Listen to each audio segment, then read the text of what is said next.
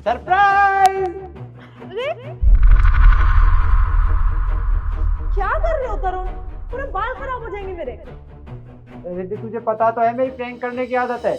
तेरा फोन आया तो मैंने सोचा कि क्या करूं, तो आइडिया आया कि तेरे ऊपर कंबल डालता हूं, लेकिन तुझे बुरा लगा, सॉरी। कोई बात नहीं। अच्छा एक काम कर, तू चेंज कर ले, ठंड बहुत ज्यादा हो रही है, मैं तेरे लिए अच्छी सी चाय बनाता हूँ इलायची डाल के, चल। ठीक है। साहब, ये लड़की आपके घर से चोरी करके भाग रही है। तू पागल वागल हो गया है क्या? घर में मैं हूँ और घर में कोई ना आया है ना गया है, तो ये चोरी करके कहाँ से जाएगी? अरे किसी और फ्लैट से आई होगी, शायद ऊपर वाले फ्लैट से गई होगी और तुझे लगा हुआ है हमारे फ्लैट से आई है। हमारे फ्लैट से नहीं गई है। अरे तरुण, जब वो कह रहा है उसने घर से निकलते हुए देखा है तो देखा होगा ना। अरे इसे अपना तो होश रहता नहीं है, आधे टाइम पी कर पड़ा रहता है, इसे ये नहीं पता कौन आ रहा है कौन जा रहा है, इसे क्या पता। साहब, मैं कोई पी के नहीं पड़ा रहता और मैं 7 साल से ड्यूटी कर रहा हूँ यहाँ पर बड़े ईमानदारी से। मैंने आपके घर से इसे भागते हुए देखा, चोरी करते हुए। ओ एक्सक्यूज मी, मैं तुम्हें किसी एंगल से चोर दिखाई दे रही हूँ क्या? वो तो मैं पास वाली सोसाइटी में फ्लैट्स देखने आई थी और ये बेवकूफ मुझे चोर समझ रहा है। और तुम बताओ, मैं तुम्हें किसी एंगल से चोर दिखाई दे रही हूँ क्या? हाँ सुन लिया, वो कह रही है कि फ्लैट देखने आई थी और तू कह रहा है कि चोरी करके गई है। देख तो लिया कर कि कौन आ रहा है कौन जा रहा है, ऐसे बेमतलब किसी पे भी चोरी का इल्जाम लगा देता है। तरुण, तुम इतना डिफेंड क्यों कर रहे हो इसे? अगर उसने बोला है कि उसने देखा है हमारे घर से निकलते हुए इसे, तो उसने चोरी की होगी ना। अरे मान लो चोरी की है, अगर चोरी की होती तो इसके हाथ में कुछ होता ना, कुछ भी तो नहीं है इसके हाथ में, बेवजह उस पर चोरी का इल्जाम लगा रहे हो।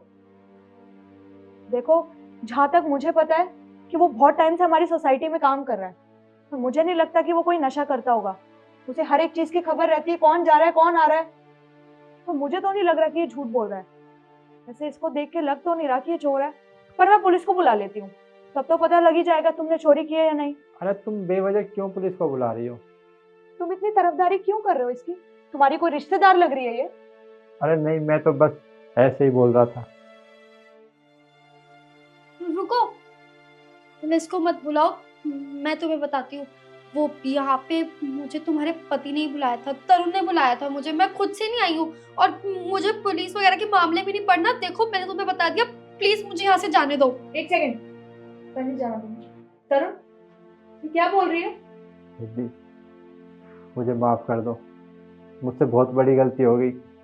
तुम तो घर में रहती नहीं हो और मैं सारा दिन घर में अकेला रहता हूँ, तो मेरी इससे बात होने लगी और धीरे धीरे हमारी दोस्ती बढ़ गई। तो जब भी मैं फ्री रहता हूँ तो इसे बुला लेता हूँ, और सच में मुझसे बहुत बड़ी गलती हो गई दीदी, मुझे माफ़ कर दो। चुप करो तरुण, एक शब्द और मत बोल देना। तुम्हें अंदाजा भी है तुम क्या बकवास किए जा रहे हो? अरे मतलब तुम फ्री रहते हो, अगर मैं यहाँ नहीं रहती तो तुम किसी गैर औरत को यहाँ बुलाओगे?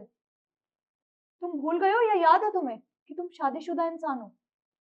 तो तुम्हारे कहने पे ही मैंने फौज ज्वाइन की थी। मेरे माँ बाप ने मुझे साफ मना कर दिया था कि कोई जरूरत नहीं है फौज में जाने की, पर तुम्हारा तुम्हारा मान रखने के लिए मैंने फौज ज्वाइन की, ताकि तुम पर कोई प्रेशर ना आए। तुम्हें उस टाइम कोई जॉब नहीं मिल रही थी, तुम नहीं कर पा रहे थे कोई जॉब, पर फिर भी सिर्फ तुम्हारे कहने पर किया मैंने सब। और तुमने क्या किया?